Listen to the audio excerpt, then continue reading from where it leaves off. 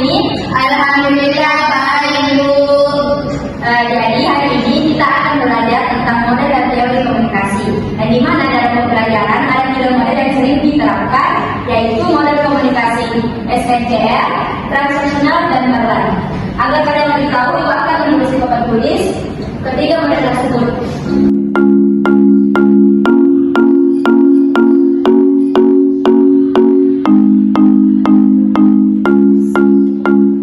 Jadi, inilah ketiga model komunikasi yang biasa atau sering digunakan dalam proses pembelajaran. Jadi yang pertama kita masuk pada model komunikasi SNCR. Jadi silahkan kalian dengarkan penjelasan dari Ibu dan silahkan dicatat. Baik, Bu.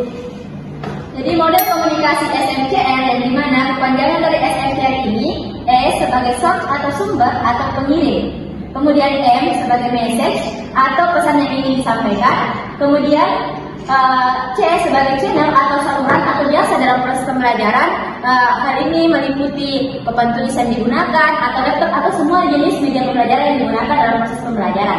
Kemudian R sebagai receiver atau penerima. Jadi model komunikasi SNCR ini menegaskan sumber hanya mengirim pesan kepada penerima. Itu saya. Bagaimana maksud ini, Bu?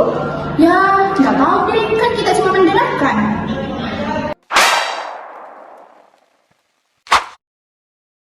Nah, sekarang kita membahas terkait model komunikasi transaksional. Jadi ada yang bisa memberikan contoh? Saya, Bu.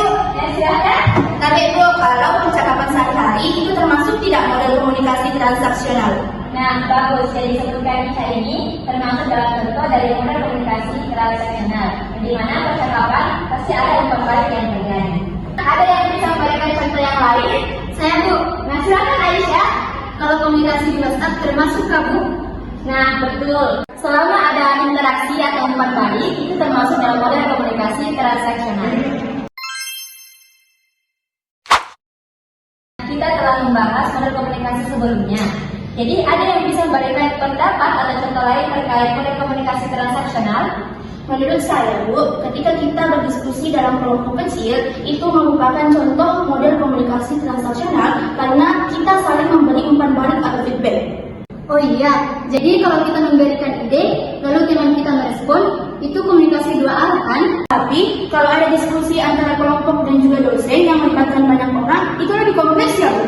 Tepat sekali. Komunikasi yang dilakukan dalam diskusi kelas seperti yang dilakukan saat ini adalah contoh komunikasi multi arah, yang dimana semua orang memberi dan menerima informasi secara bersamaan. Oh, seperti itu ya, Bu?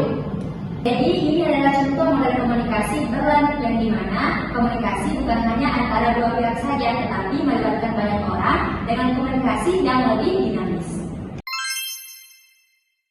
Jadi, model komunikasi itu mempunyai peran penting dalam memahami informasi. Kalau komunikasi hanya satu arah, kita bisa salah paham.